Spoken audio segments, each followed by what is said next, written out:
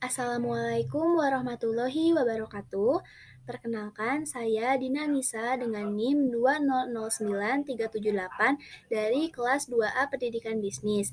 Di sini saya akan mempresentasikan mengenai manajemen sarana dan prasarana pendidikan untuk memenuhi tugas mata kuliah pengelolaan pendidikan.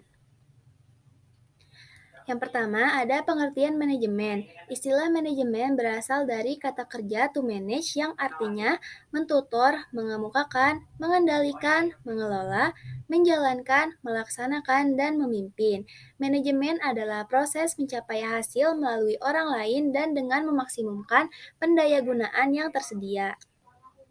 Selanjutnya, ada pengertian dari sarana dan prasarana. Sarana pendidikan adalah semua perangkat peralatan, bahan, dan perabot yang secara langsung digunakan dalam proses pendidikan di sekolah. Sarana adalah alat yang digunakan secara langsung untuk mencapai tujuan. Misalnya, ruang kelas, buku, papan tulis, dan lainnya. Selanjutnya, prasarana pendidikan adalah semua perangkat kelengkapan dasar yang secara tidak langsung menunjang pelaksanaan proses pendidikan di sekolah. Misalnya seperti lokasi atau tempat, bangunan sekolah, lapangan sekolah, dan lain sebagainya.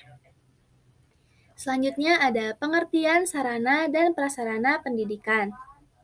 Secara umum, sarana dan prasarana adalah alat penunjang keberhasilan suatu proses, upaya yang dilakukan di dalam pelayanan publik, karena apabila kedua hal ini tidak tersedia, maka semua kegiatan yang dilakukan tidak akan dapat mencapai hasil yang diharapkan sesuai dengan rencana.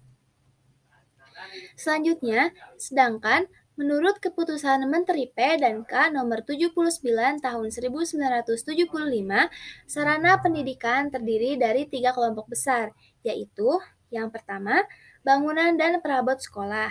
Yang kedua, alat pelajaran yang terdiri dari pembukuan, alat-alat peraga, dan laboratorium. Dan yang ketiga, media pendidikan yang dapat dikelompokkan menjadi audiovisual yang menggunakan alat penampil dan media yang tidak menggunakan alat penampil.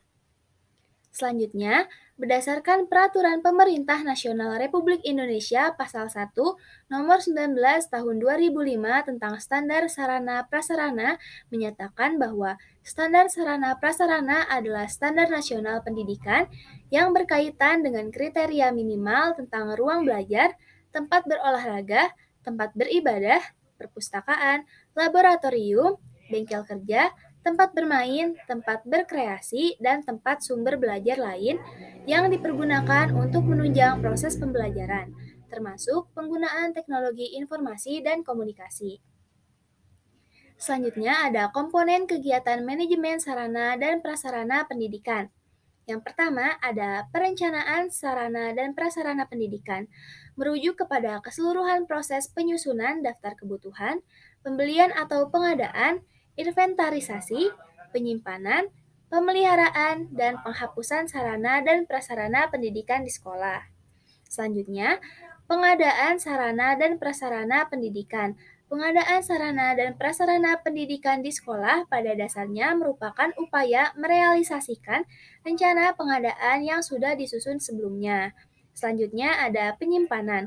Penyimpanan adalah kegiatan yang dilakukan untuk menampung hasil pengadaan barang milik negara, baik hasil pembelian, hibah, dan hadiah, kepada wadah atau tempat yang telah disediakan. Selanjutnya ada pemeliharaan. Pemeliharaan sarana dan prasarana pendidikan adalah kegiatan untuk melaksanakan pengurusan dan peraturan sarana dan prasarana agar semua sarana dan prasarana tersebut selalu dalam kegiatan baik dan siap untuk digunakan secara berdaya guna dan berhasil guna dalam mencapai tujuan pendidikan. Selanjutnya ada inventarisasi. Inventarisasi adalah pencatatan dan penyusunan daftar barang milik negara secara sistematis, tertib, dan teratur berdasarkan ketentuan-ketentuan atau pedoman-pedoman yang berlaku. Dan yang terakhir, ada penghapusan. Penghapusan sarana dan prasarana pendidikan adalah merupakan proses kegiatan yang bertujuan untuk mengeluarkan atau menghilangkan sarana dan prasarana pendidikan yang sudah dianggap tidak berfungsi sebagaimana yang diharapkan terutama untuk kepentingan pelaksanaan pembelajaran di sekolah. Baik, selanjutnya ada prinsip-prinsip dasar sarana dan prasarana pendidikan. A. Pemilihan dan pemilikan tanah atau lahan. Kebaikan dan manfaat pemilihan dan pemilikan tanah dengan perencanaan yang matang dengan mempertimbangkan satu, akan mendapatkan sebidang tanah yang lebih cocok dan sesuai dengan kebutuhan. 2. Akan mendapatkan tanah dengan harga yang cukup murah. 3. Menghindari atau mencegah kemungkinan adanya gangguan kesibukan, keributan yang mungkin muncul di lingkungan satuan pendidikan yang akan didirikan. Yang keempat, akan terjamin diperolehnya tanah yang diperlukan dan bebas dari segala beban hukum.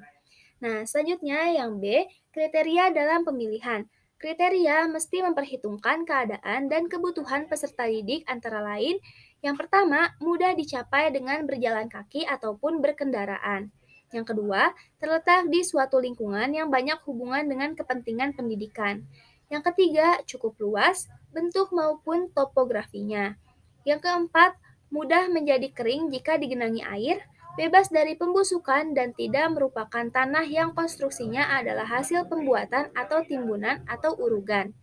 Dan yang kelima, tanahnya yang subur sehingga mudah ditanami dan indah pemandangan alam sekitarnya. Nah, selanjutnya yang C, syarat-syarat gedung atau bangunan sekolah. Yang pertama, memenuhi kebutuhan dan syarat pedagogis. Yang kedua, aman. Artinya, material dan konstruksi bangunannya benar-benar dapat dipertanggungjawabkan, baik kekuatan atau kekokohan bangunan itu sendiri, maupun pengaruh dari lingkungannya, seperti pengaruh erosi, angin, getaran, petir, pohon tumbang, dan lain sebagainya. Yang ketiga, memenuhi syarat kesehatan. Sinar matahari cukup bagi setiap ruangan, memungkinkan adanya pergantian udara segar. Yang keempat, menyenangkan untuk melakukan kegiatan-kegiatan pendidikan dan tak saling mengganggu. Yang kelima, dapat memungkinkan untuk memperluas tanpa memakan biaya lagi yang besar. Yang keenam, fleksibel.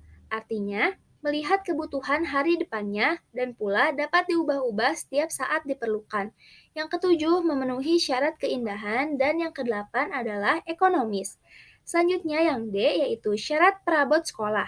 Yang pertama, bahan kuat agar tahan lama dengan memperhatikan keadaan setempat. Yang kedua, pembuatan mudah dan dapat dikerjakan secara massal. Yang ketiga, biaya yang relatif murah. Yang keempat, enak dan nyaman bila ditempati atau dipakai sehingga tidak mengganggu keamanan pemakaiannya. Dan yang kelima, relatif ringan untuk mudah dipindah-pindahkan. Dan yang terakhir ada syarat-syarat perlengkapan sekolah. Selanjutnya ada jenis-jenis sarana dan prasarana pendidikan. Nah, yang sarana pendidikan itu dibagi menjadi dua, yaitu fisik dan non-fisik. Sarana fisik yaitu segala sesuatu yang berwujud benda mati atau dibendakan yang memudahkan atau melancarkan suatu kegiatan seperti mesin tik, komputer, perabot, alat peraga edukatif, ruang belajar, perpustakaan, tempat bermain, sarana olahraga, tempat ibadah, toilet, kantin, ruang UKS, dan sarana lain yang diperlukan. Nah, sedangkan sarana non-fisik yaitu berupa peraturan-peraturan, tata tertib, program-program yang mendukung proses belajar mengajar. Nah, selain itu, prasarana pendidikan meliputi tanah, halaman, pagar, gedung, jaringan jalan, air, listrik, telepon, internet, serta mebeler dan bangunan infrastruktur. Infrastruktur merupakan prasarana lingkungan pendidikan untuk melengkapi bangunan sekolah agar lingkungan sekolah aman, nyaman, dan sehat. Selanjutnya ada standar sarana dan prasarana pendidikan. Yang pertama ada standar umum, yaitu ada 3. Dasar-dasar pembakuan atau standar yang perlu diperhatikan dalam sarana dan prasarana adalah yang pertama, segi pembuatan dan pembiayaan, di mana dibuat dari bahan yang kuat dan mudah didapat. Yang kedua, konstruksi kuat dan mudah dilaksanakan. Dan yang ketiga, biaya relatif terjangkau oleh dana yang tersedia dan disediakan. Selanjutnya ada standar sarana dan prasarana, yaitu ada untuk SD atau MI, selanjutnya ada untuk SMP atau MTS, dan SMA atau MA. Nah, Kelengkapan sarana prasarana untuk SD atau sekolah dasar meliputi ruang kelas, perpustakaan, laboratorium IPA, ruang pimpinan, ruang guru, tempat ibadah, UKS, toilet, ruang sirkulasi, tempat bermain atau olahraga, dan gudang.